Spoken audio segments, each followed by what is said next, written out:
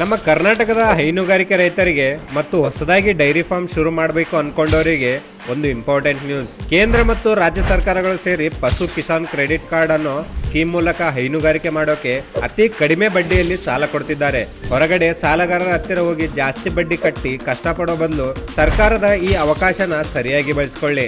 ಈ ಸ್ಕೀಮ್ ಅಡಿಯಲ್ಲಿ ಪ್ರತಿಯೊಬ್ಬ ರೈತರು ಗರಿಷ್ಠ 3 ಲಕ್ಷ ರೂಪಾಯಿವರೆಗೆ ಸಾಲ ತಗೋಬಹುದು. ಸಾಧಾರಣವಾಗಿ ಇದಕ್ಕೆ 7% ಬಡ್ಡಿ ಇರುತ್ತೆ. ಆದ್ರೆ ನೀವು ತಗೊಂಡ ಸಾಲನ ಕರೆಕ್ಟ್ ಟೈಮ್ಗೆ ವಾಪಸ್ ಕಟ್ಟಿದ್ರೆ ಸರ್ಕಾರ ಕೊಡೋ 3% ಸಬ್ಸಿಡಿ ಸೇರಿ ನಿಮಗೆ ಬೀಳೋ ಬಡ್ಡಿ ಬರೀ 4% ಮಾತ್ರ. ಹಾಗೆ 1,60,000 ರೂಪಾಯಿವರೆಗೆ ಸಾಲಕ್ಕೆ ನೀವು ಯಾವುದೇ ಗ್ಯಾರಂಟಿ ಕೊಡೋ ಹಾಗಿಲ್ಲ ಅಥವಾ ಜಮೀನು ಪತ್ರಗಳನ್ನು ಅಡ ಇಡೋ ಅವಶ್ಯಕತೆನೇ ಇಲ್ಲ. ಈ ಹಣನ ನೀವು ಬರೀ ಹಸು ಅಥವಾ ಎಮ್ಮೆ ತಗೊಳ್ಳಕ್ಕೆ ಅಷ್ಟೇ ಅಲ್ಲ, ಹೊಸದಾಗಿ ಕೊಟ್ಟಿಗೆ ಅಥವಾ ಶೆಡ್ ಕಟ್ಸೋಕೆ ಕೂಡ ಬಳಸ್ಕೊಳ್ಬಹುದು.